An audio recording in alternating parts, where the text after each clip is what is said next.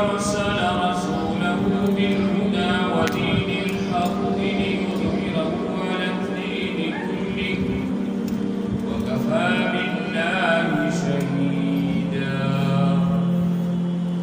وقال الله تبارك وتعالى في مقام آخر: لقد كان لكم في رسول الله أسوة حسنة. وقال الله تبارك وتعالى في مقام آخر: ما آتاكم الرسول فخذوه وما نهاكم عنه فانتهوا. وقال النبي صلى الله عليه وسلم: تبرك بالقرآن فإنه كلام الله خرج منه. صدق الله وصدق رسوله النبي الكريم، ونحن على ذلك لمن الشاهدين والشاكرين، والحمد لله رب العالمين.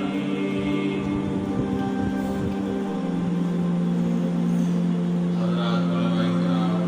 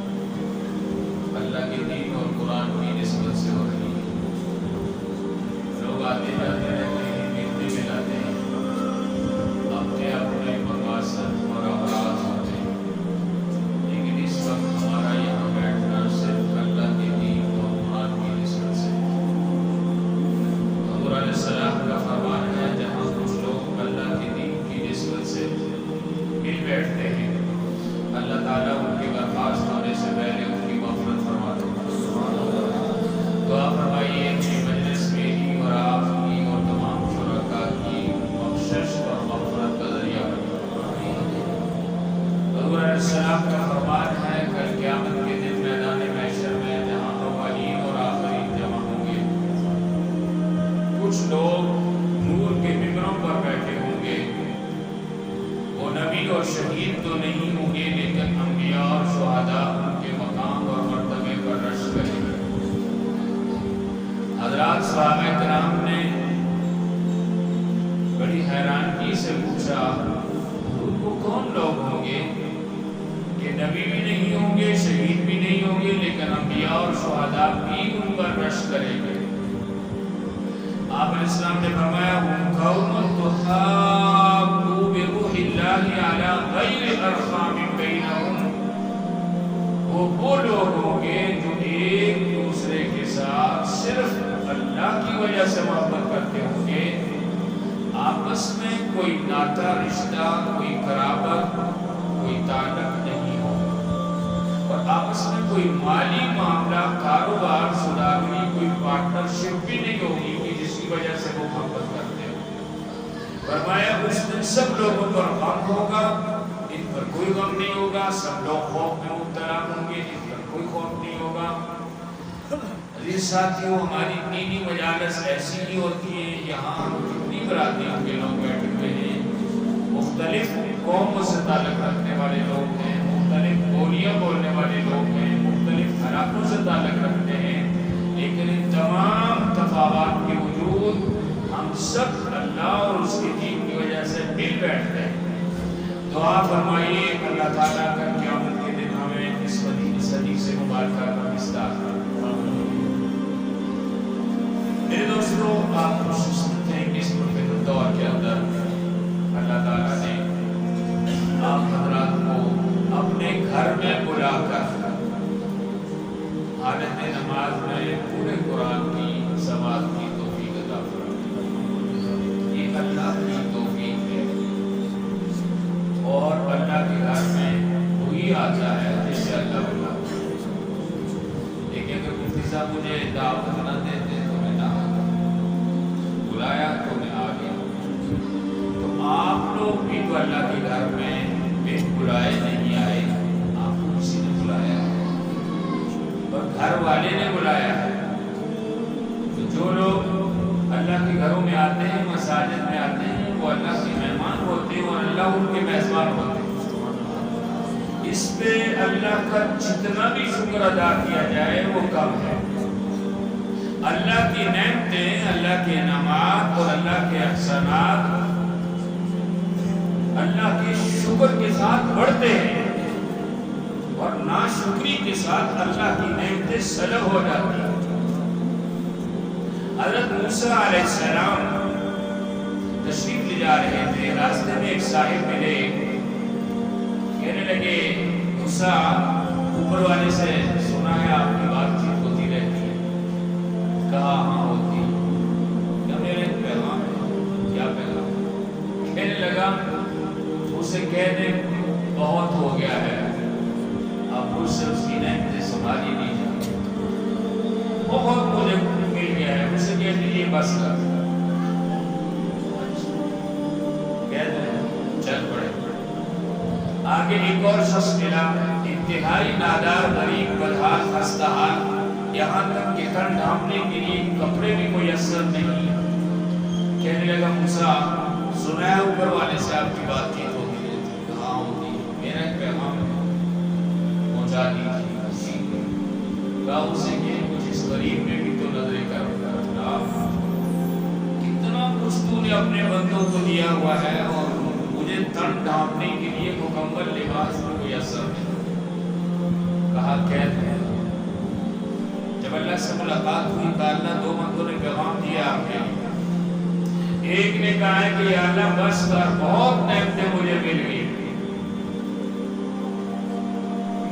تو اللہ پاک نے فرمایا موسیٰ آپ اس کو کہہ دیں میرا شکر بند کر دیں تو نعمتیں خود بند ہو جائیں. میرا شکر کرنا چھوڑ دیں. اور دوسرے کے بارے میں فرمایا کہ موسیٰ اس سے کہہ دو کہ میرا شکر کرنا شروع کر دیں، میری نعمتوں کی بارش شروع ہو جائے. جو غریب اور نادار ہے اسے کہہ دیجیے شکر کرنا شروع کر دیں، نعمتوں کی بھرمار ہوگی. اور جس کے پاس بہت کچھ ہے اسے کہہ دیجیے شکر کرنا بند کر دیں. موسیٰ علیہ السلام آئے، وہ پہلے سے آئے ملے، فرمایا اللہ کا پیغام اوپر والے تک پہنچایا. وہ کہتا ہے شکر بند کر دے. کہنے لگا موسیٰ یہ کام نہیں، اتنا کچھ دیا ہے میں شکر بھی نہ کروں، یہ نہیں ہو سکتا. اور دوسرے کو کہا اللہ تک تیرا پیغام پہنچایا تھا، اور اللہ کہتے ہیں میرا شکر شروع کر دے. کہنے لگا موسیٰ کس بات پہ شکر کروں؟ ہے ہی کیا میرے پاس؟ تن ڈھانپنے کے لیے لباس بھی پورا نہیں ہے، بس میں نے اپنا سر ڈھانپا ہوا ہے. اصل میں وہ جو غریب تھا، جو بدحال تھا، جو خستہ حال تھا، ناشکری کی وجہ سے اس کا یہ حال تھا. اور جو اللہ کی نعمتوں سے اتنا سرشار تھا کہ پیغام دے رہا ہے اللہ بس کر بس کر، بہت کچھ مل گیا، وہ اللہ کا شکر ادا کرتا. تو اللہ کی نعمتوں پہ شکر ادا کرتے رہیے، اللہ اپنی نعمتوں کے اندر اضافہ کرے. میرے دوستو قرآن کی مجلس ہے، بڑی مبارک مجلس ہے. اسی نسبت سے کچھ باتیں آپ حضرات کے سامنے رکھنا چاہوں گا. میں جب بھی قرآن کے حوالے سے کوئی بات کرتا ہوں یہ سیرت پہ، تو مجھے ایک بات بڑی شدت سے محسوس ہوتی ہے. بحیثیت مسلمان نہ تو ہم اپنے پیغمبر کے مقام کو سمجھ سکتے ہیں اور نہ ہی ہم قرآن کو سمجھ سکتے ہیں. بس قرآن اور صاحب قرآن کے ساتھ ہمارا تعلق انتہائی رسمی تھا. اور میرے دوستو میں کہتا ہوں اگر ہم نے قرآن اور صاحب قرآن کو ان کی شان اور مقام کے مطابق پہچانا ہوتا تو آج ہماری یہ حالت نہ ہوتی. اور میرا تجربہ ہے کہ قرآن اور صاحب قرآن کو ہم مسلمانوں سے زیادہ کافروں نے پہچانا ہے. یہ کیوں آج قرآن کی مخالفت میں دنیا کفر سب کچھ وار رہی ہے؟ مدارس کی مخالفت، علماء کی مخالفت، چھوٹے چھوٹے بچوں کو دیسی کٹر بموں میں اڑا دیا جاتا ہے، معصوم بچوں کو ڈرون اٹیک میں مدرسوں کو اڑا کے رکھ دیا جاتا ہے۔ یہ ان بچوں کا کیا قصور ہے؟ بچوں کا قصور نہیں ہے، وہ دنیا اللہ کے قرآن کو سمجھتی ہے، انہیں ڈر ہے تو قرآن سے ہے۔ اس لیے میرے دوستو ضرورت ہے کہ ہم قرآن اور صاحب قرآن سے اپنا تعلق رسمی نہیں شعوری پیدا کریں، سمجھے ہم حضور علیہ السلام کے مقام کو بھی اور قرآن کو بھی سمجھیں۔ ایک مثال سے بات شروع کرتا ہوں۔ ہمارے یہاں کوئی مہمان آتا ہے، کوئی اجنبی آتا ہے، کوئی اوپرا آدمی، ہم اس سے 3 سوال کرتے ہیں۔ سب سے پہلے آپ کون ہیں؟ دوسرا سوال آپ کہاں سے آئے ہیں؟ تیسرا سوال آپ کیوں آئے ہیں؟ یہی ہوتا ہے۔ آپ کون ہیں؟ آپ کہاں سے آئے ہیں؟ آپ کیوں آئے ہیں؟ میرے دوستو جو قرآن ابھی آپ حضرات نے سنا، اگر آپ اس سے پوچھیں کہ قرآن کا کون ہے، تو کہاں سے آیا ہے، تو کیوں آیا ہے، تو ہم کسی کو جب جاننا چاہتے ہیں نا تو اس سے 3 سوال کرتے ہیں۔ کسی کا تعارف چاہتے ہیں تو اس سے 3 باتیں پوچھتے ہیں۔ کسی کو پہچاننا چاہتے ہیں تو اس سے 3 سوال کرتے ہیں۔ تو ضرورت ہے کہ ہم قرآن کو جانیں، ہم قرآن کو سمجھیں، قرآن کی حقیقت سے باخبر ہوں۔ اللہ تعالیٰ اس آیت مبارکہ میں فرماتے ہیں کہ قرآن اس اللہ نے بھی اپنی طرف سے آیا ہے۔ قرآن اللہ کا کلام ہے جسے اللہ نے اپنے نبی کے ذریعے بھیجا ہے۔ یہ کلام میں نے حدیث پڑھی، فَإِنَّهُ كَلَامُ اللَّهِ تبرک بالقرآن، لوگوں قرآن سے برکت حاصل کرو۔ فَإِنَّهُ كَلَامُ اللَّهِ، یہ اللہ کا کلام ہے۔ تعارف ہو گیا قرآن کیا ہے؟ اللہ کا کلام۔ خرج منہ، اللہ کی ذات سے نکلا ہوا ہے۔ قرآن مخلوق نہیں ہے، اللہ سے خارج کوئی چیز نہیں ہے، یہ اللہ کے بول ہے۔ بول جیسے میں بول رہا ہوں، میرے الفاظ میرے منہ سے نکل رہے ہیں، یہ سارا قرآن اللہ کا بول ہے، اللہ کے الفاظ ہیں، اللہ کی ذات سے، اللہ کے منہ سے نکلے ہوا اللہ کا کلام ہے، اور آیا یہ اللہ کی طرف سے، اللہ کی طرف سے، لوح محفوظ سے آیا ہے۔ اور کیوں آیا ہے؟ وَهُوَ الَّذِي أَرْسَلَ رَسُولَهُ بِالْهُدَىٰ وَدِينِ الْحَقِّ، وہ اللہ جس نے اپنے رسول کو بھیجا، خالی ہاتھ نہیں بھیجا، پیغمبر امت کی طرف آئے 2 چیزیں لے کر، بِالْهُدَىٰ وَدِينِ الْحَقِّ، ہدایت اور سچا دین لے کر۔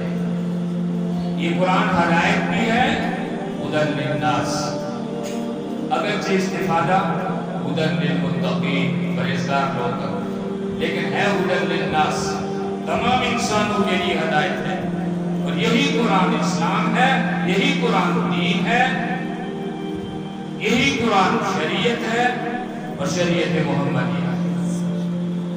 اس کا تعارف اللہ نے کروا دیا، ارسل رسولہ بالہدی ودین الحق لیظہرہ علی الدین کلہ۔ تیسرے سوال کا جواب قرآن کیوں دیا گیا؟ قرآن اس لیے دیا کہ قرآن ایک مکمل انسانوں کے لیے ضابطۂ حیات ہے، دین ہے۔ دین ان طور طریقوں کو کہتے ہیں جن پر انسان زندگی گزارتا ہے۔ آج پڑھے لکھے لوگ بھی دینی معاملے میں غلط فہمی کا شکار ہوتے ہیں۔ بڑے سمجھدار لوگ کہہ دیتے ہیں فلاں حاجی صاحب تو بڑے دیندار، سرٹیفکیٹ جاری ہو گیا، کیا کرتے ہیں؟ نماز پڑھتے ہیں، کیا کرتے ہیں؟ روزہ رکھتے ہیں، کیا کرتے ہیں؟ حج کرتے ہیں، عمرہ کرتے ہیں، زکوٰۃ دیتے ہیں، ذکر کرتے ہیں، تلاوت کرتے ہیں، صدقہ تو خیرات کرتے ہیں لیکن کاروبار سنی کرتے ہیں، ملازمت سنی تنخواہ لے گا، معاملات کا افرو جیسے، پھر کیسے کہہ دیا آپ نے دیندار ہے؟ ہم سمجھتے ہیں کہ جو آدمی عبادت گزار ہے وہ دیندار ہے، ایسا نہیں ہے۔ ہم اس کو آپ عابد کہہ سکتے ہیں کہ فلاں آدمی عبادت گزار ہے، نماز، روزہ، حج، زکوٰۃ، ذکر اذکار، تلاوت، صدقات، خیرات، یہ تو دین کا ایک شعبہ ہے عبادات کا۔ اور دین صرف عبادات کو نہیں کہتے، ساری زندگی دین کہلاتی ہے۔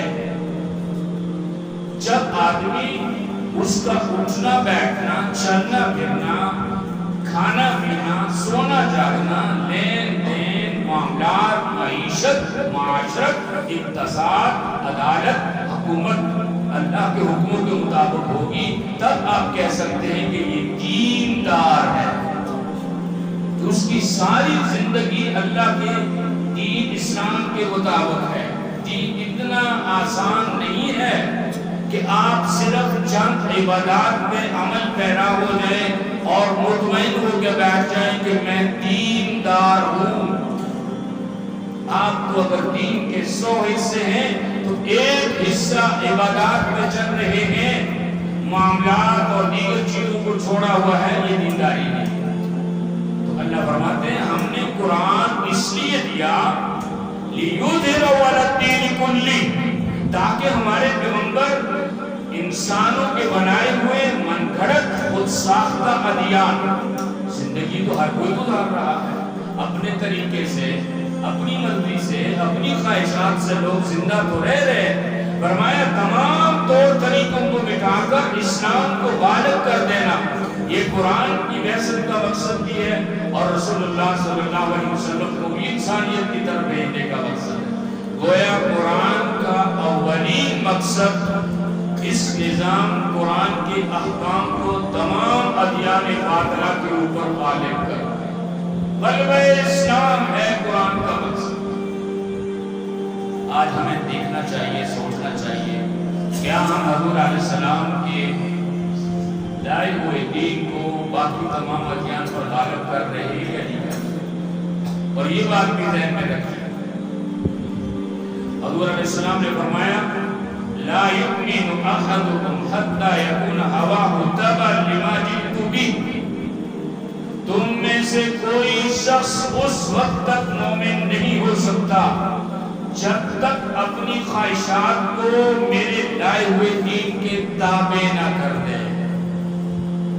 ہم حدیثیں سنتے ہیں، میرے بہت سے بزرگ سنتے سنتے ان کی داڑیاں سفید ہو گئی ہیں، بہت سے سنتے سنتے دادے بن گئے ہیں، بہت سے سنتے سنتے نانے بن گئے ہیں، بہت سے سنتے سنتے ان کی ٹانگیں قبر میں لٹکی ہوئی ہیں، لیکن شعوری طور پر نہیں سمجھ۔ یہ کتنی اس حدیث میں کس قدر ہمارے لیے ایک تعلیم ہے، ایک ڈراوا ہے۔ اللہ کے نبی کیا کہتے ہیں؟ کوئی شخص اس وقت تک مومن نہیں ہو سکتا جب تک اپنی خواہشات کو میرے لائے ہوئے دین کے تابع نہ کر دے۔ یہ قرآن حضور علیہ السلام کا لایا ہوا اللہ کا دین ہے، جس کی فائد میں کہا نا ارسل رسولہ بالہدی ودین الحق۔ اب سوچئے، تنہائی میں بیٹھ کر سوچئے، بند کمرے میں سوچئے، آنکھیں بند کر کے سوچئے کہ میں اللہ کے اس دین پہ چلتا ہوں یا خواہشات پہ چلتا ہوں۔ اگر آپ نے اپنی خواہشات کو کچل دیا ہے اور قرآن کے احکام کو بالا رکھا ہے تو آپ مومن ہیں، اور اگر آپ اپنی خواہشات پہ زندگی گزار رہے ہیں اور اللہ کے احکام کو غصب پوش ڈال دیا ہے تو اللہ کے نبی کا فرمان ہے، میرا فتویٰ نہیں، مفتی عبداللہ صاحب کا فتویٰ نہیں، پیغمبر کا فتویٰ ہے کہ تم مومن نہیں۔ اور میرے دوستو، ایک اور مفتی صاحب کا فتویٰ بھی ہمارے ہاں دو مفتی پاکستان میں بڑے ٹاپ کے مفتی، ان کو وہ اتھارٹی حاصل ہے پر کوئی اعتراض نہیں کر سکتا، کوئی ان پہ انگلی نہیں اٹھا سکتا، کوئی ان کے خلاف بول نہیں سکتا، بولے گا کہ مقدمہ بغاوت کا۔ میں سوچ رہا ہوں اس وقت آپ کے ذہنوں میں دو چار مفتیوں کا نام آ رہا ہے، لیکن نہیں۔ ایک مفتی ہے قائد اعظم محمد علی جناح، اور دوسرے مفتی ہیں علامہ اقبال رحمۃ اللہ۔ بات کر کے دیکھو، قانون ہے پاکستان کا، آپ پر بغاوت کا مقدمہ، ان دو کے خلاف بات نہیں کر سکتے۔ سنیے اقبال کیا فرماتے ہیں، گر تو خواہی مسلمان زیستہ، اگر تو مسلمان ہونا چاہتا ہے، نیست ممکن جز بقرآن زیستہ، قرآن کے بغیر ناممکن ہے کہ تو مسلمان ہو۔ اقبال کہتے ہیں اگر تو مسلمان ہونا چاہتا ہے، ناممکن ہے کہ تو قرآن کے بغیر مسلمان ہو جائے۔ حضور علیہ السلام کی حدیث کو بھی سامنے رکھیے، سوچئے کہ میں مومن ہوں یا نہیں۔ اقبال کے فتوے کو بھی سامنے رکھیے اور سوچئے میں مسلمان ہوں یا نہیں۔ اقبال کہتے ہیں قرآن کے بغیر کوئی مسلمان نہیں ہو سکتا۔ دوستو، اللہ پاک نے یہ قرآن کی صورت میں جو کتاب اس امت کو عطا فرمائی ہے، حضور علیہ السلام خاتم النبیین ہیں، آپ میں نبوت ختم، اور قرآن خاتم الکتب ہے۔ حضور کے بعد نبی کوئی نہیں آئے گا، اور قرآن کے بعد آسمان سے کتاب کوئی نہیں۔ اور اللہ پاک نے اس کتاب کو صرف عبادات کے لیے امت کو اور انسانیت کو نہیں دیا، یہ کتاب دین ہے۔ ان الدین عند اللہ الاسلام، دین اللہ کے نزدیک اسلام ہے، اور وہ قرآن ہے۔ اور قرآن انسان کی زندگی کے تمام شعبوں کے بارے میں کامل رہنمائی کرتا ہے۔ کوئی شخص کل قیامت کے دن اللہ سے نہیں کہہ سکے گا یا اللہ یہ کام میں یہودیوں کے طریقے پہ کرتا تھا، میں عیسائیوں کے طریقے پہ کرتا تھا، میں ہندوؤں کے طریقے پہ کرتا تھا، اس لیے کہ تیرے قرآن میں مجھے اس کی مثال نہیں ملتی، تیرے قرآن میں میرے سامنے کوئی رہنمائی نہیں تھی، کوئی عذر انسان پیش نہیں کر سکتا۔ ایسی کامل کتاب۔ اور میرے دوستو، حضور علیہ السلام دنیا میں تشریف لائے، تمام ادیان کو مٹا کر اسلام کو جو غالب فرمایا، ایک عظیم انقلاب دنیا میں برپا کیا جس کی پوری انسانی تاریخ میں مثال نہیں ملتی۔ اس انقلاب میں پیغمبر اسلام صلی اللہ علیہ وسلم کا اعلی انقلاب قرآن تھا۔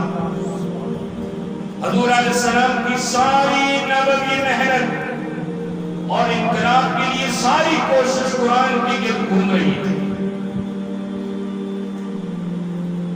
تو قرآن ایک انقلابی کتاب ہے، اور میں آپ کو یہ بھی بتاتا چاہتا ہوں، دنیا میں بڑے بڑے انقلابی شخصیات آئی ہیں، بڑی بڑی انقلابی تنظیمیں آئی ہیں، بڑی بڑی انقلابی تحریکیں آئی ہیں، اور آج بھی پیدا ہو رہی ہیں، اور مختلف ایشو پر، مختلف نظریات پر لوگوں کو دعوت دیتے ہیں، انقلاب لانا چاہتے ہیں، تبدیلی لانا چاہتے ہیں، حالات کو بدلنا چاہتے ہیں، نیا ماحول، نیا نظام لانا چاہتے ہیں۔ کسی نے روٹی کپڑا مکان کے نام پر تبدیلی کرنے لوگوں کو کہا، کسی نے سب سے پہلے پاکستان کا نعرہ لگایا، کسی نے نئے پاکستان کا نعرہ لگایا۔ یہ مثالیں ہیں کہ انقلاب کے دعوے دار بڑے بڑے لوگ دنیا میں آتے ہیں۔ ایک بات ذہن میں رکھیے، ہر انقلاب کے پیچھے کوئی کتاب ہوتی ہے، ہر انقلاب کے پیچھے کوئی نظریہ ہوتا ہے، ہر انقلاب کے پیچھے کوئی فکر ہوتی ہے، ہر انقلاب کے پیچھے کوئی سوچ ہوتی ہے۔ اس فکر، اس نظریے، اس سوچ پہ لوگوں کو جمع کر کے دنیا میں انقلاب برپا کیا جاتا ہے۔ میں آپ کو دو مثالیں دیتا ہوں، وقت زیادہ نہیں ہے کہ میں بہت سی مثالیں دے سکوں۔ دنیا میں جہاں محمدی انقلاب ہے، اسلام کا انقلاب ہے، قرآن کا انقلاب ہے، جس کے بارے میں مولانا الطاف حسین علی رحمہ اللہ نے مسدس علی میں ایک عجیب نقشہ کھینچا تھا کہ پیغمبر دنیا میں آئے، آپ علیہ السلام قرآن لے کر آئے تو دنیا میں کیسا انقلاب برپا ہوا۔ مولانا کہتے ہیں اتر کر ہرا سے سوئے قوم آیا۔ سب سے پہلی گئی حضور علیہ السلام پر غار ہرا گیا۔ تو جب آپ غار ہرا سے قرآن لے کر نیچے آئے، اتر کر ہرا سے سوئے قوم آیا، ایک نسخہ ایک کیمیا ساتھ تھا۔ اسے خام کو جس نے کندن بنایا، کھرا کوٹا الگ کر دکھایا، عرب جس میں کرنوں سے تھا جہل چھایا، بس کی کان میں پلٹ دی اس کی گایا۔ رہا ڈر نہ بیڑے کو موجے بنا کا، ادھر سے ادھر پھر گیا رخاوا۔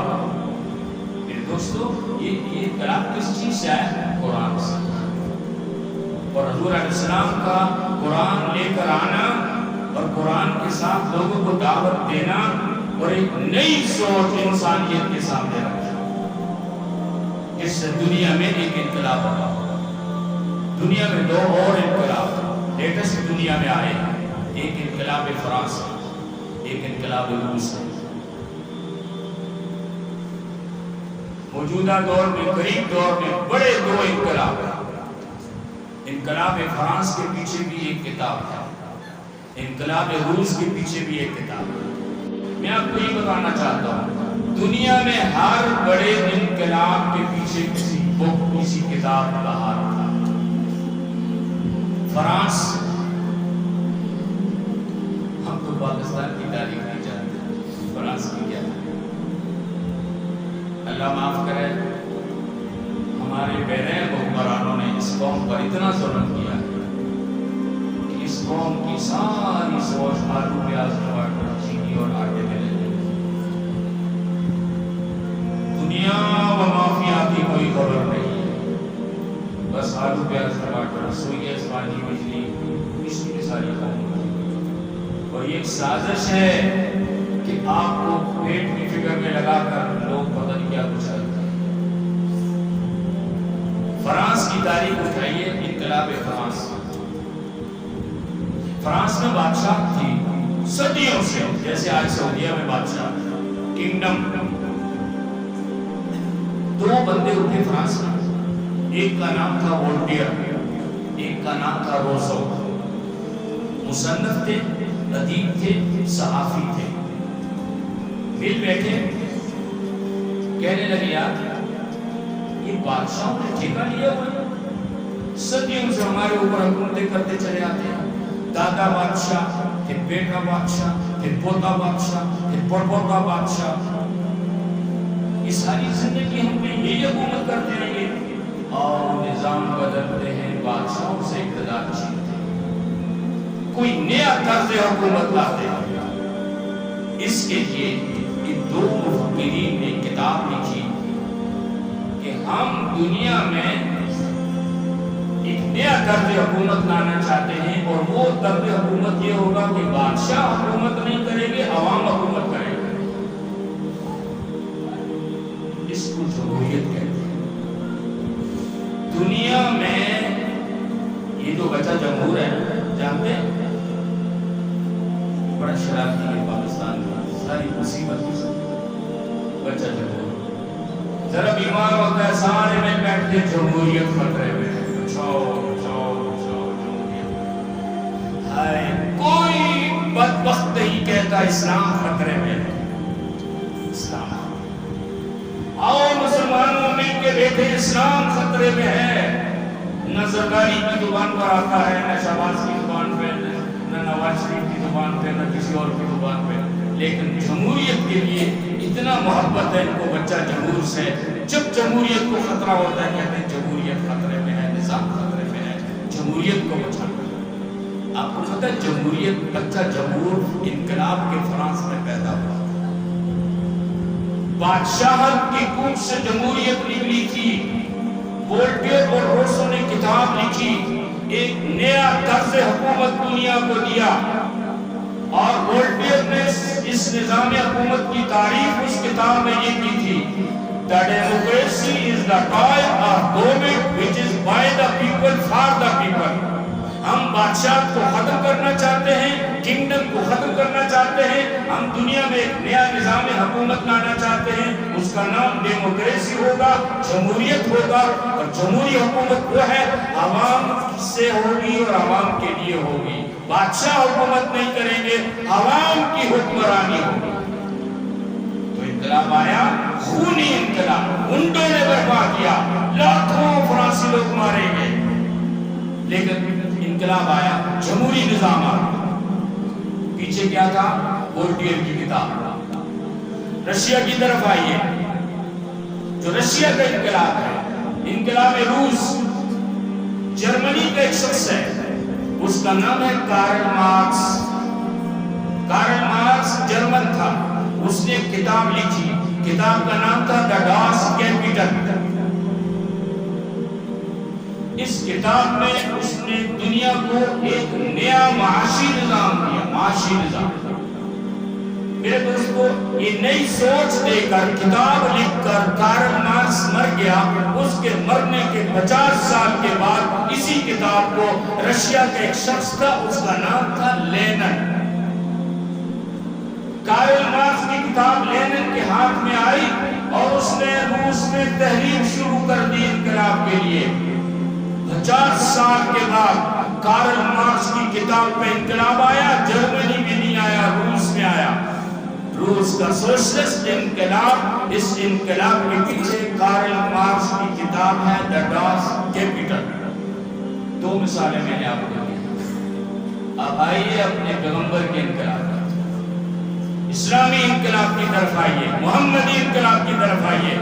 تو حضور اکرم صلی اللہ علیہ وسلم کے انقلاب کے پیچھے آپ کو کتاب ملے گی، اس کا نام ہے قرآن۔ پھر ایک اور فرق سمجھیے، آپ مجھے سنتے رہیں، 2-4 سال کے بعد میں تقریر نہیں کیا کرتا، میں سبق پڑھتا۔ تقریر کرنے والے مقرر ہوتے ہیں، خطیب ہوتے ہیں، علامت الطاہر والقہر والغضب۔ میں تو ان کی گلی سے بھی کبھی نہیں گزرا، سبق پڑھا رہا ہوں، قرآن کا تعارف کرا رہا ہوں، اللہ کرے آپ کو سمجھ آتا۔ تو حضور علیہ السلام کا میں نے ایک لفظ استعمال کیا تھا، اعلی انقلاب قرآن کا۔ جس طرح فرانس کے انقلاب کا اعلی انقلاب وولٹیئر کی کتاب تھی، روس کے انقلاب کا اعلی انقلاب کارل مارکس کی کتاب تھی، اور محمدی انقلاب کا اعلی انقلاب قرآن۔ یہاں ایک بات اور سمجھیے، یہ انقلاب دنیا میں اس لحاظ سے بھی منفرد ہے، فرانس کے انقلاب کے پیچھے انسانی سوچ تھی، روس کے انقلاب کے پیچھے انسانی سوچ تھی۔ میرے نبی کے انقلاب کے پیچھے انسانی سوچ نہیں ہے، خدائی سوچ۔ قرآن حضور کی کتاب نہیں تھی، آپ نے اس کو مرتب نہیں کیا تھا، کسی انسان نے مرتب نہیں کیا تھا۔ قرآن تو اللہ کا کلام ہے، یہ تو وحی ہے، یہ حضور علیہ السلام کا ذاتی کلام نہیں ہے۔ تو جس طرح دنیا کے کان کھڑے ہوئے فرانس کے انقلاب سے، رشیا کے انقلاب سے، جب حضور علیہ السلام صفا پہ کھڑے ہوئے، پھر مجھے مولانا عطا حسین علی یاد آ رہے ہیں۔ میرے نبی نے جب لوگوں کے سامنے ایک نئی سوچ پیش کی، لوگ ایک نئی چیز کی طرف کسی لیڈر کے پیچھے جمع ہوتے ہیں، اور میں عرض کرتا چلوں کہ فرانس میں کنگڈم اور جمہوریت کا جھگڑا تھا۔ رسول اللہ صلی اللہ علیہ وسلم دنیا میں تشریف لائے، آپ نے ایک عجیب نظام حکومت کی بات کی۔ آپ نے فرمایا کوئی انسان بادشاہ نہیں ہو سکتا، نہ بادشاہ حکومت کر سکتا ہے، نہ عوام حکومت کر سکتے ہیں۔ دنیا کے کام کھڑے ہوئے، یہ کون آتا؟ ہم تو جھگڑ رہے تھے کہ حکومت کون کرے گا، آج جھگڑا یہ ہے، آج بھی یہ جھگڑا حکومت کون کرے گا۔ کوئی کہتے بادشاہ کرے گا، کوئی کہتے جمہوریت کرے گی، عوام کرے گی۔ میرے پیغمبر دنیا میں تشریف لائے، آپ نے فرمایا حکومت خدا کی، حکومت اللہ کی، حکمران اللہ کی، انسان اس کا نائب تو ہو سکتا ہے حکمران نہیں، بادشاہ تو اللہ ہے۔ اقبال نے کہا تھا سروری زیبا فقط اس ذات میں ہمتا ہوا ہے، سرداری سروری زیبا فقط اس ذات میں ہمتا ہوا ہے، حکمران ہے ایک وہی، باقی سب خدا نے آزاد۔ حکمران ایک اللہ ہے، باقی سب آزاد کے بنائے ہوئے بت ہیں، بت مورتیاں ہیں، باقی سب خدا۔ اور میرا خیال ہے آپ دانستہ طور پر نعرہ یہی لگاتے ہیں سدا بادشاہی سونے، کہتے ہیں نا سدا بادشاہی سونے رب دی۔ آپ بھی کہہ رہے ہیں، سمجھ کے نہیں کہہ رہے، میں بڑے اصول سے کہہ رہا ہوں، سمجھ کے نہیں کہہ رہے، طوطوں کی طرح کہہ رہے۔ کیوں؟ بادشاہ تو بادشاہ کرتا ہے، اس کا نظام بھی ہوتا ہے، بغیر قانون کے کوئی بادشاہ نہیں ہوتا۔ لیکن میں آپ لوگوں کے بارے میں کیا کہوں، آپ خدا کی بادشاہی کو تسلیم کر کے اس کے قانون کو نہیں مانتے، قانون نہیں مانتے، خدا کا بادشاہی مانتے ہیں۔ اب آپ سوچ لیں ہمارے قول اور فعل کے اندر کتنا بڑا تھا، بادشاہ مان کر بھی اس کا قانون ماننے کے لیے تیار نہیں۔ مولانا تو کر رہا تھا کہ مولانا الطاف حسین علی جعفری علیہ السلام کی اس نئی سوچ کے بارے میں اللہ کے پیغمبر نے اس حوالے سے چند عجیب بات انسانیت کو، حکمرانی مطلقہ حکومت خدا کی ایک، اور دوسرا آپ نے فرمایا دنیا میں کوئی انسان کسی چیز کا مالک نہیں ہے، ملکیت مطلقہ بھی کس کی ہے؟ خدا، حکومت مطلقہ بھی خدا کی، ملکیت مطلقہ بھی خدا کی، انسان نائب ہے خدا کا، خلیفہ ہے خدا کا، بادشاہ نہیں ہے۔ اور جس کے پاس جو کچھ ہے، میرا وجود، میری زندگی، میری بیوی، میرے بچے، میرا مال، میرا گھر، میرا مکان، میری سواری، میں امین ہوں، مالک خدا۔ ملکیت تمام کائنات میں ہر چیز کی خدا کی ہے، ہم کسی چیز کے مالک نہیں ہیں۔ وہ مالک حقیقی جب چاہتا ہے ہم کو وجود دے کر لے لیتا ہے، جب چاہتا ہے ہم سے اپنی زندگی لے لیتا ہے، جب چاہتا ہے بیوی لے لیتا ہے، جب چاہتا ہے بچے لے لیتا ہے، جب چاہتا ہے ماں باپ کو لے لیتا ہے، جب چاہتا ہے زمین لے لیتا ہے، جب چاہتا ہے مال دولت سب کچھ لے لیتا ہے۔ تو مالک حقیقی صرف اللہ کی ذات۔ مولانا الطاف حسین علی رحمہ اللہ نے کہا یہ بجلی کا کڑکا تھا یا کہ سوتے حالی، عرب کی زمین جس نے ساری ہلا دی۔ اللہ کے نبی نے کہا نا کوئی انسان، کوئی ہوا ہم بادشاہ نہیں ہو سکتے، بادشاہ صرف کون ہے؟ اللہ۔ کائنات میں کسی چیز کا کوئی انسان مالک نہیں ہو سکتا، ملکیت تامہ خدا کی ہے، انسان امین ہے۔ اس مالک نے کسی کو کیا دیا، کسی کو کیا دیا، کسی کا اپنا کچھ نہیں ہے۔ یہ سنا تو عرب کی زمین پہ زلزلہ آیا۔ تو میرے دوستو، اس قرآن سے حضور علیہ السلام نے انقلاب برپا کیا۔ آج ہم کدھر کدھر انقلاب کے لیے ٹھوکریں مارے در در پہ، اور ہمارے پاس اتنی عظیم کتاب ہے، میرے پیغمبر کا اعلیٰ انقلاب، اس کو چھوڑ کر ادھر ادھر ذلیل ہو رہے ہیں۔ یہ ہے دنیا میں انقلاب لانے والی کتاب، اور اس اعلیٰ انقلاب پہ اللہ کے نبی نے جو انقلاب برپا کیا اس کی ہر بات بڑی نرالی ہے۔ ایک دنیا میں کسی فرد نے اتنے شارپ ٹائم میں انقلاب برپا نہیں کیا جتنے میں ہمارے پیغمبر نے۔ رسول اللہ صلی اللہ علیہ وسلم کی کل زندگی کتنی ہے؟ 63 سال، 40 سال نکال دو نبوت سے پہلے، بات کتنے رہ گئے؟ سارا انقلاب کتنے سالوں میں آیا؟ 23 سال کوئی وقت ہے؟ دنیا میں کسی تحریک، کسی تنظیم، کسی انقلابی لیڈر نے 23 سالوں میں پوری انسانی تاریخ میں انقلاب برپا کیا۔ ایک بات۔ دوسری بات، آپ کو کوئی تنظیم، کوئی تحریک، کوئی لیڈر دنیا میں ایسا نہیں ملے گا جس نے اپنے انقلاب کی دعوت سے لے کر انقلاب کے مکمل ہونے تک سارے کام اپنے ہاتھ سے کیے ہو۔ میں نے مثال دی کہ روس کا انقلاب کارل مارکس کی کتاب پر آیا، لیکن کارل مارکس نے انقلاب کے لیے کچھ نہیں کیا، صرف بند کمرے میں بیٹھ کر ایک کتاب لکھ دی، پھر مر گیا۔ اس نے اپنی زندگی میں اپنا معاشی انقلاب دیکھا بھی نہیں ہے۔ کروڑوں درود و سلام نبی رحمت پہ۔ آپ نے اپنی انقلاب کی دعوت دینے سے لے کر، دشمنوں کی گالیاں سننے سے لے کر، دشمنوں کے پتھر کھانے سے لے کر، میدان جنگ میں لڑائیوں سے لے کر، سوشل بائیکاٹ اور ہجرت سے لے کر تمام مراحل اپنے ہاتھوں سے دیکھیے اور اپنی زندگی میں جزیرۃ العرب میں قرآن کو تمام نظاموں پر غالب ہوتا ہوا اپنی آنکھوں سے دیکھ کر چلے گئے۔ دنیا میں کسی کو ایسا موقع نہیں ملا۔ حجۃ الوداع ہے، میدان عرفات میں میرے پیغمبر بیٹھے ہیں، آپ یوں اشارہ کرتے ہیں آج میرے آباء و اجداد کی اور انسانوں کی تمام رسومات محمد کے قدموں کے نیچے ہیں۔ میں نے سب کو مٹا دیا، سب کو کچل دیا، سب کو ختم کر دیا، اللہ کے قرآن کو سب پہ غالب کر دیا۔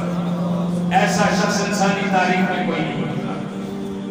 ہم اس پیغمبر کی امت ہیں، اس پیغمبر کی امت ہے۔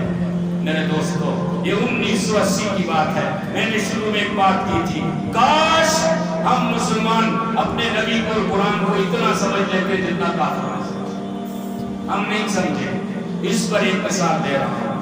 1980 کی بات ہے، امریکہ کے ایک ڈاکٹر تھا Michael Hart, doctor Michael Hart, مذہباً کرسچین تھا۔ اس نے ایک کتاب لکھی، The 100، انسانی تاریخ کی 100 عظیم شخصیات۔ آج کل سوشل میڈیا پہ اس کا بہت چرچا ہے، آپ کو یہ کتاب ملے گی، ٹرانسلیٹ ہے اردو میں۔ اس نے کتاب لکھی۔ ڈاکٹر مائیکل ہارٹ کا دعویٰ ہے یہ 100 انسان ایک صدی کے نہیں ہے، 2 صدیوں کے نہیں ہے، 10 صدیوں کے نہیں ہے، 5000 سالہ دور سے اس نے 100 بندے نکالے۔ 5000 سالہ معلوم تاریخ سے 100 بندے کا چناؤ کیا ہے۔ جب 100 بندوں کو نکال کر مائیکل کتاب لکھنے لگا، اس کو ترتیب دینے لگا، تو ترتیب زمانی نہیں تھی کہ عیسیٰ پہلے آئے ہیں تو محمد بعد میں آئے ہیں، عیسیٰ کا نام پہلے رکھو تو محمد کا بعد، ایسا نہیں۔ اس نے کردار کی ترتیب رکھی۔ اور میرے دوستو، اللہ جب کام لینے پر آتے ہیں تو کبھی کافر سے وہ کام لے لیتے ہیں جو مسلمان سے نہیں لیتے۔ اللہ چمٹی سے بھی وہ کام لے لیتے ہیں جو ہاتھی اور اونٹ بھی نہیں کر سکتے۔ اللہ سے ڈرا کرو، اللہ کے دین کے لیے محنت کرو، دین پہ چلو، دین کو عام کرو، دین کو غالب کرنے کے لیے کام کرو۔ مبادا خدا میرا اور آپ کا محتاج نہیں ہے، وہ کافروں کو مسلمان کر کے اپنے دین کو دنیا میں غالب کر دے۔ تو اللہ نے مائیکل ہارٹ سے وہ کام لیا۔ میں تو اس کو پڑھتا ہوں اور سنتا ہوں تو میں حیران ہوتا ہوں، اے اللہ، آپ نے کسی بڑے سے بڑے عالم دین سے وہ کام نہ لیا جو ایک کافر سے لے۔ یہ خدا کی تقسیم ہے، اس نے کس سے کون سا کام لینا ہے۔ تھوڑا پیچھے چلے جائیے 10-20 سال۔ ایک دور تھا طالبان کا نام لینا کوئی نام نہیں ہے، لوگ ڈرتے تھے۔ ممبر پہ کوئی مولوی کی طالبان کا نام نہیں لیتا، پرچہ ہو جاتا تھا، ایجنسی اٹھا کر لے جاتی تھی۔ جس نے کہا طالبان واہ واہ، کہا یہ دہشت گرد ہے، طالبان کا سہولت کار ہے، لوگ غائب ہو جاتے تھے، ڈرتے تھے۔ مسلمان ہو کر بھی ہم اپنے بھائیوں کا نام نہیں لے سکتے تھے۔ خدا نے طالبان کا ڈھنکا دنیا میں بجانے کے لیے برطانیہ کی ایک کافرہ عورت کا انتخاب کیا، اس کی تفسیر دیکھتے۔ لندن سے ایک عورت چلی، صحافی تھی، نام تھا اس کا یوہان ریڈلے۔ یہ صحافت میں 99% لوگ جاسوس ہوتے ہیں۔ آپ کی ملے میں بھی ہوں گے، جورج آرٹس، 1% لوگ ہوتے ہیں جو کسی ایجنسی کے لیے ہوتے ہیں۔ میں خود صحافی ہوں، اس لیے کہہ رہا ہوں، اخبار میں کام کرتا ہوں، میرا اپنا اخبار ہے، پبلشر ہے۔ 99% جاسوس ہوتے ہیں اخبارات کے اندر، صحافت کی دنیا میں۔ پاکستان میں آئی، یہ طالبان کا پہلا دور حکومت تھا، مولا عمر رحمہ اللہ زندہ تھا۔ ISI سے اس نے آ کے کہا کہ میں طالبان کی جاسوسی کے لیے افغانستان جانا چاہتا ہوں۔ کل میں ڈھوک جنانی باراکو میں یہی واقعہ بیان کر رہا تھا، تو بعد میں مجھے ایک ایجنسی کے ساتھ ملا، وہی اس نے کہا مولوی صاحب آپ نے جو بات کی 100% سچ ہے۔ میں اس میریٹ ہوٹل کی وہاں میری ڈیوٹی لگی ہوئی تھی، یہ سب کچھ میرے ساتھ تھا۔ ہمارے جان بازوں نے کہا میڈم تو گوری ہے، وہاں تو عورت نہیں جا سکتی ہے، وہاں تو اپنے پردہ کرتی ہے، تو پکڑی جائے گی، کیسے جاسوسی کرے؟ اس نے کہا مجھے کمرے میں آدھے گھنٹے کے لیے چھوڑ دو، اس کے بعد مجھے دیکھنا تمہیں پتہ چلے گا کہ کیا چیز ہے۔ وہ کمرے میں گئی، جب باہر نکلی تو ایک خوبصورت مجاہد کے روپ میں تھی۔ اس کی بڑی خوبصورت کالی گھنی داڑھی تھی، سر پہ کالی پگڑی تھی، واسکٹ پہنا ہوا تھا، اس کے کپڑے ننگے تھے اور اس نے پٹھانوں والی کھیڑی پہنی ہوئی تھی کہ یہ میزبان بھی حیران ہو گئے کہ یہ مجاہد کبیر کہاں سے آ گیا۔ انہوں نے توخم سے اس کو افغانستان میں لانچ کر دیا۔ جلال آباد میں پہنچی تو ایک طالب کی نظر پڑی، اس نے کہا یہ نفیس لباس پہنے ہوئے زد بد خوبصورت قسم کا مجاہد پتہ نہیں کس معاذ جنگ سے آیا ہے۔ تو ایک طالبان اس کو گھومتا رہا، اس کو تھوڑا سا شک ہوا، قریب آیا، دعا سلام کیا اور اس نے اس کی داڑھی پکڑ کے کیوں کی تو داڑھی پکڑ۔ اس نے دوستوں کو آواز دی، اس نے کہا داخذ ہے،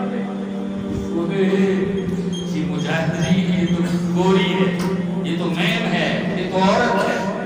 پکڑی گئی، پہلے دن بھی پکڑی گئی۔ یہ تھا طالبان کا۔ یہاں جاسوس دشمن کے آتے ہیں، دادے بن جاتے ہیں، پوتے پوتیوں پکڑے نہیں جاتے، اور وہاں یہ حال ہوتا ہے 24 گھنٹے کے اندر پکڑی گئی، جیل میں چلی گئی۔ طالبان اس کے سامنے کھانا پھینک کے پیچھے ہٹ جاتے تھے، دیکھتے نہیں تھے، کپڑے پھینک کے چلے جاتے تھے کہ میڈم کپڑے پہن دو، بات اس کے ساتھ نہیں کرتے۔ 14 دن کے بعد پاکستان کے تعاون سے یوان ریڈلے رہا ہو کر اسلام آباد میں آئی۔ مجھے یاد ہے، پتہ نہیں آپ لوگوں کو یاد ہے نہیں ہے، مجھے پھر وہ بات کرانی پڑی، بس ہم تو کسی اور ہی جگہ پہ پڑے رہتے ہیں۔ اس کی پہلی پریس کانفرنس ہوئی یہاں میریٹ میں، اس نے کہا میری عمر کی عورت مغرب اور یورپ میں اس کی عزت سگے باپ اور بھائی سے محفوظ نہیں کی۔ ہمارے باپ اور ہمارے بھائی ہمارے محافظ نہیں، ہماری عزتوں کو پامال کرتے ہیں۔ اس نے کہا میں دشمن کی جیل میں 14 دن رہ کر آئی ہوں، جس عزت کے ساتھ افغان دھرتی پر گئی تھی اس عزت کو سلامت لے کر واپس آئی ہوں، کسی نے میری آنکھ سے میری طرف نہیں دیکھا، ہاتھ لگانا تو دور کی بات۔ میرے دوستو، یوان ریڈلے تو ایسے بھی جیسے حضرت عمر میرے نبی کو قتل کرنے کے لیے آئے تھے، خود قتل ہو گئے۔ تو طالبان کی جاسوسی کے لیے آئی تھی، خود ماری گئی۔ مسلمان آج اس کا نام مریم ہے، اور پوری دنیا میں طالبان کا ڈنڈورا پیٹ رہی ہے، طالبان۔ دیکھو میں اور آپ ڈر گئے، طالبان کا نام لینے سے ڈر گئے۔ خدا نے کہا تم ڈرتے رہو، میں برطانیہ کی گوئی سے وہ کام لوں گا، اس کو طالبان کی نمائندہ بنا کر، اسلام کی دولت دے کر، مبلغہ بنا کر دنیا میں پھیلا کر۔ خدا جب کام لینے پہ آتا ہے ایسے جیسے میں کہتا ہوں، کچھ لوگوں کو میں بن دے کے سلام کرتا ہوں، میں ڈاکٹر مائیکل ہارٹ کو بھی سلام کرتا ہوں۔ اس نے میرے نبی کی وہ شان بیان کی کہ کوئی مسلمان بھی بیان نہ کر سکتا۔ میرے دوستوں، مائیکل نے 100 افراد پہ کتاب لکھ کر جب اس کو ترتیب کیا تو اس کتاب کے نمبر 1 پہ جس شخصیت کو لایا وہ تھے محمد صلی اللہ علیہ وسلم۔ دوسرے نمبر پہ نیوٹن۔ کوئی ایسا بندہ بیٹھا ہوا جس نے سائنس پڑھی ہے، کیمسٹری، فزکس، بیالوجی، میں خود سائنس کا اسٹوڈنٹ رہا ہوں، ان کو پتہ ہے نیوٹن کس بلا کو کہتے ہیں، دنیا اس کو بڑا ہیرو سمجھتی ہے سائنس کی دنیا۔ تیسرے نمبر پہ عیسیٰ علیہ السلام، 40ویں نمبر پہ حضرت عمر۔ لندن میں اس کتاب کی تقریب رونمائی ہوئی، دنیا عیسائیت میں بھونچال آ گیا۔ لوگوں نے کہا مائیکل تیرا ستیہ ناس، تو نے تو ہم کافروں کی زبانیں بند کر کے رکھ دی، تو نے تو ہمیں شرمندہ کر کے رکھ دیا، تو نے مسلمانوں کو حجت دے دی کہ دنیا میں نمبر 1 کوئی ہے تو وہ محمد۔ جیسے ابھی میرے معاشرے کا ایک بچہ ایران سے آج بھی مقابلہ جیت کر آیا تو اس کا نام بھی ابو بکر تھا، اس نے صاحب غلطی کر دیا، ابو بکر پہلے نمبر، ابو بکر پہلے۔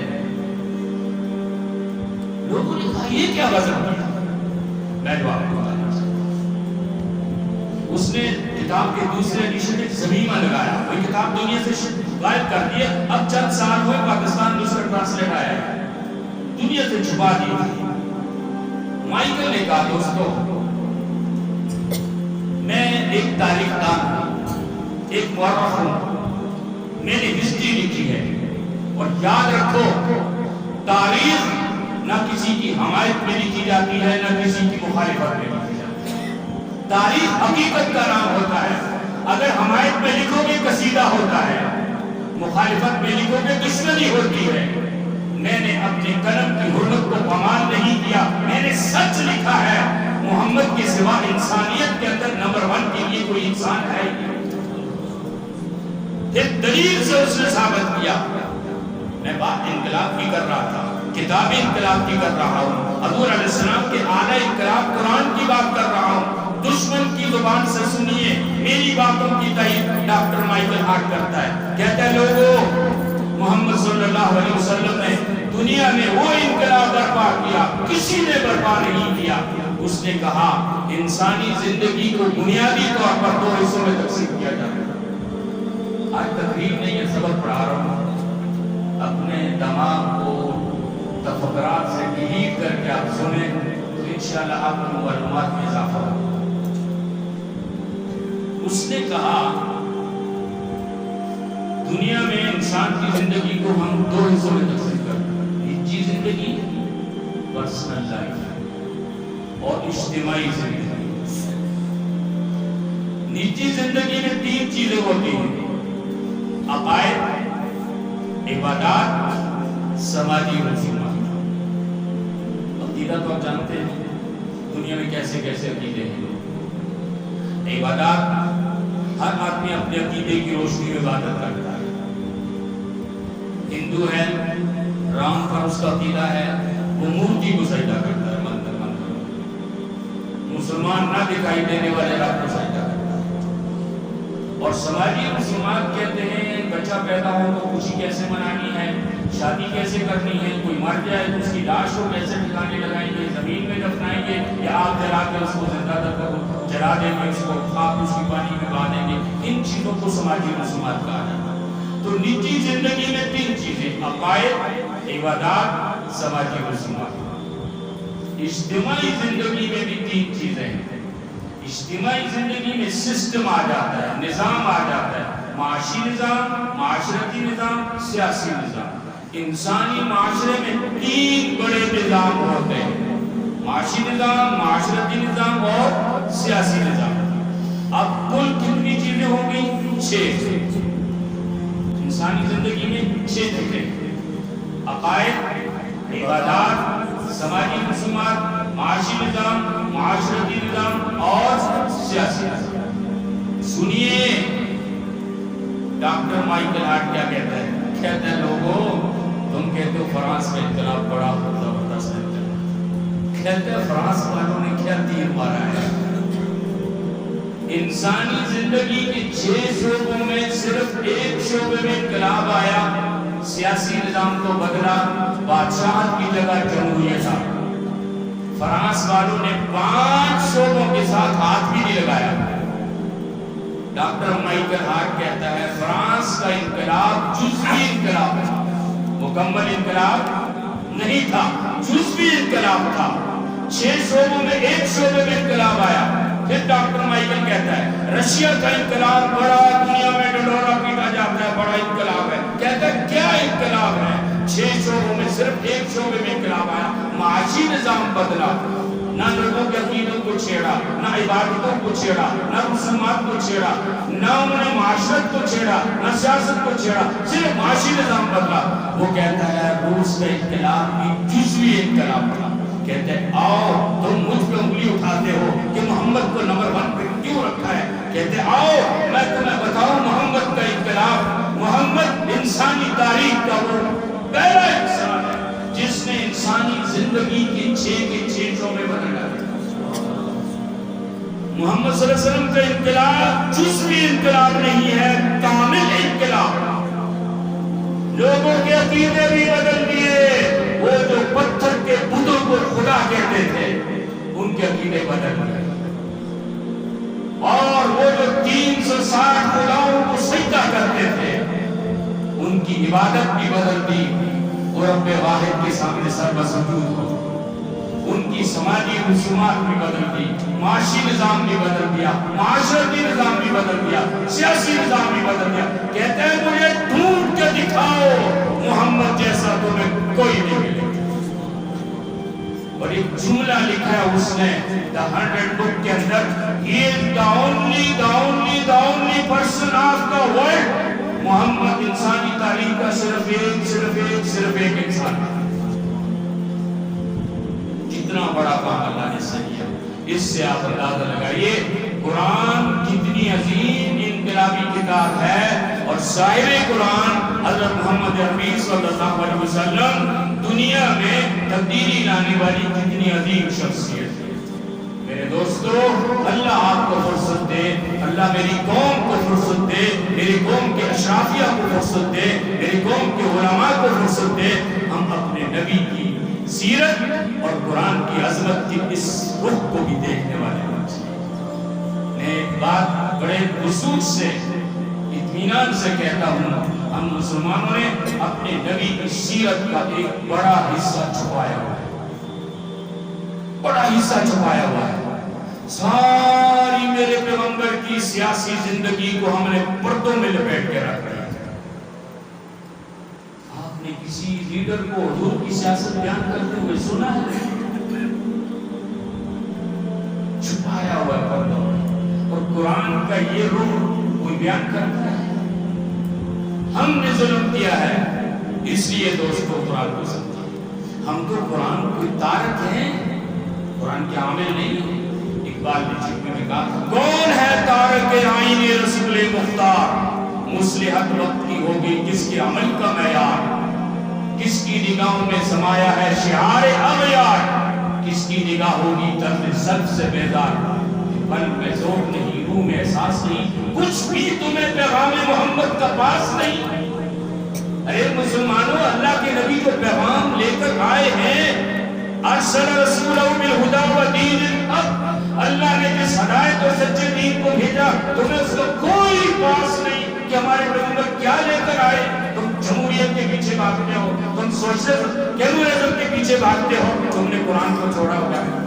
اس لیے میرے دوستو قرآن کو سمجھیے, شعوری تعلق قرآن کے ساتھ پیدا کیجئے اور قرآن کے حقوق ادا کیجئے. میری کوئی مجلس ایسی نہیں ہوتی جس میں میں قرآن کے 5 حق نہ بیان کروں, 5 حق بیان کر کے بات ختم کرتا ہوں.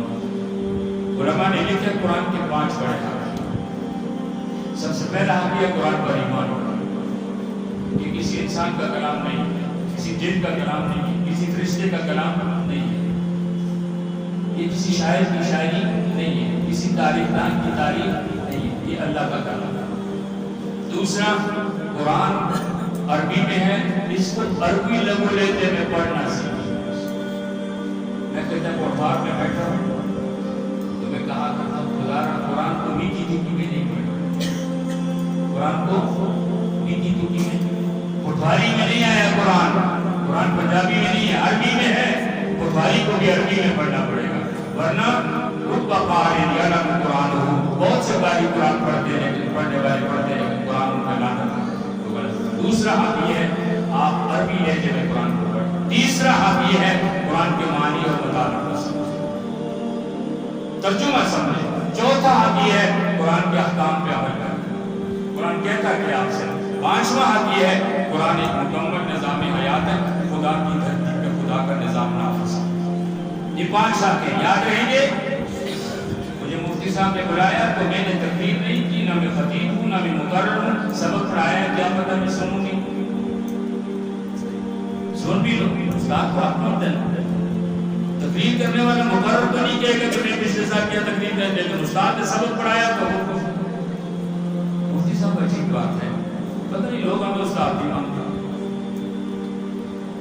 ابھی آپ نے کتنی باتیں آپ کو پڑھا دیا, لیکن مجھے کوئی سر نہیں کرتی. جس اسکول میں 1 سال پڑھا سر میرے ساتھ میں میرے ساتھ, میں 36 سال سے وہاں بڑی نظر میں پڑھا رہا ہوں, مجھے کوئی سر نہیں. حضرت علی رضی اللہ تعالیٰ عنہ فرماتے ہیں جس نے مجھے 1 حرف سکھایا وہ میرا استاد ہے. جس نے مجھے 1 حرف سکھایا وہ میرا استاد ہے, اور میرا استاد میرا آقا ہے, میرا استاد میرا آقا ہے. اپنی خدمت کے لیے چاہے تو مجھے غلام بنائے اور پیسوں کی ضرورت ہو تو چاہے مجھے بازار میں بیچ کے پیسے لے لے. حضرت علی کا فرمان. استاد کا بڑا فرمان. آج جو ہمارے اندر فیض منتقل نہیں ہوتا, یہ مفتی صاحب کتنے عرصے سے یہاں بیٹھے آپ کو پڑھا رہے ہیں, کیوں آپ میں فیض منتقل نہیں ہو رہا؟ استاد کی قدر نہیں کی. عبید اللہ سندھی رحمۃ اللہ علیہ علماء کے ساتھ پیدل چل رہے تھے, ایک گاؤں سے گزرے بچے فٹ بال کھیل رہے تھے. ایک بچے نے فٹ بال کو پاؤں مارا, گیند لڑکتی ہوئی آئی, حضرت نے اس کو اٹھایا, دوڑ کر کے اس بچے کو سندھی کو کبھی انہیں کھیلتا نہیں دیکھا, ان کو آج کیا ہو گیا, فٹ بال اٹھا کے بچے کو دے دے. حضرت یہ کیا کیا آپ نے؟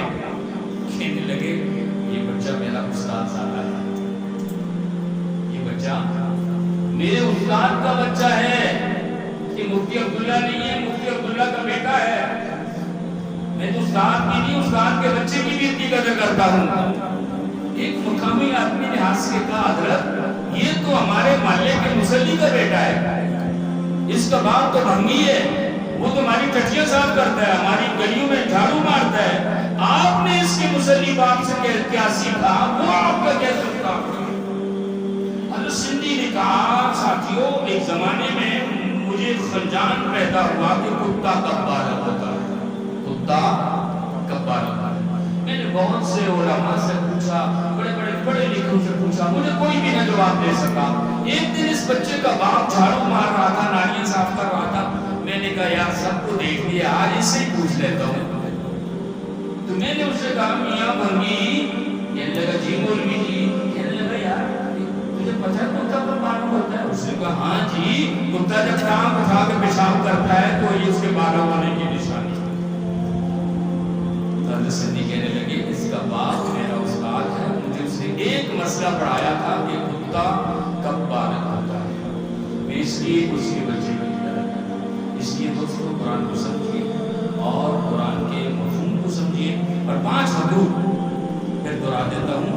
قرآن پر ایمان لانا, قرآن کو عربی لب و لہجے میں پڑھنا, قرآن کے معنی اور مطالب کو سمجھنا, قرآن کے احکام پہ عمل کرنا اور قرآن کے نظام حیات کو خدا کی دھرتی پہ نافذ کرنا. یہ 5 حدود. آخری بات کرتا ہوں, جب ہم قرآن کا معنی نہیں جانتے تو ہم کیسی کیسی مصیبتوں میں پڑتے ہیں. میں نے ایک واقعہ پڑھا, ایک دادی اماں نے اپنی پوتی کا نام رکھا حامیہ. کیا نام رکھا؟ حامیہ. کسی ایسے بندے نے نام سنا جس کو ترجمہ آتا تھا حامیہ کا, وہ بڑا ہنسا. اس نے کہا یہ اماں یہ تم نے اپنی پوتی کا نام کیا رکھ دیا ہے؟ بیٹا حامیہ. وہ ہنسنے لگا, کہنے لگی بیٹا یہ مجھے بہت پیارا لگتا ہے یہ نام حامیہ. آج کل بڑی مصیبت ہوتی ہے, لوگ آ جاتے ہیں مولوی صاحب نام بتاؤ. میں تو پتہ نہیں 50-100 نام لکھتے تھے, یہ تو میری پھوپھی کی بیٹی کا نام ہے, یہ تو فلاں کا نام ہے. میں نے کہا کہ نام رکھ دو بے نام. بیماری لگی ہوئی, ایسا نام جو کسی کا نہیں ہونا چاہیے. تو بے نام تو کسی کا نہیں ہوگا. جس کو نام پسند نہ ہے مفتی صاحب لکھ دیا کریں بے نام, اس کا نام بے نام. آپ لوگ عجیب نام رکھتے ہیں, آنکھیں بند کر کے قرآن پہ ہاتھ پھیرتے ہیں. اچھا میری انگلی کے نیچے یہ لفظ آ گیا, یہ نام ہے. وہ دادی اماں نے بھی ایسی حرکت کی, نام رکھ دیا حامیہ. اس آدمی نے کہا اماں یہ تو جہنم کی بڑھتی ہوئی آگ ہے حامیہ. سورہ قاریہ میں آتا ہے نا فَأَمَّا مَنْ خَفَّتْ مَوَازِينُهُ فَأُمُّهُ حَاوِيَةٌ. جن لوگوں کی نیکیاں ہلکی ہوں گی, گناہ بھاری ہوں گے, ان کا ٹھکانہ حاویہ ہے. وَمَا أَدْرَاكَ مَا هِيَ. اے لوگوں تمہیں کیا پتا کہ وہ حاویہ کیا ہے؟ نار حامیہ, جہنم کی بھڑکتی ہوئی آگ ہے. آئے جب قرآن کا معنی نہیں ہوگا تو دادی پوتی کا نام رکھے گی جہنم کی بھڑکتی ہوئی آگ. اس لیے قرآن کے 5 حقوق ادا کرنے کی کوشش کیجئے. اللہ مجھے آپ کو قرآن حکیم کو سیکھ کر سمجھ کر اس پہ عمل کرنے کی توفیق نصیب فرمائے. وآخر دعوانا ان الحمد للہ رب العالمین.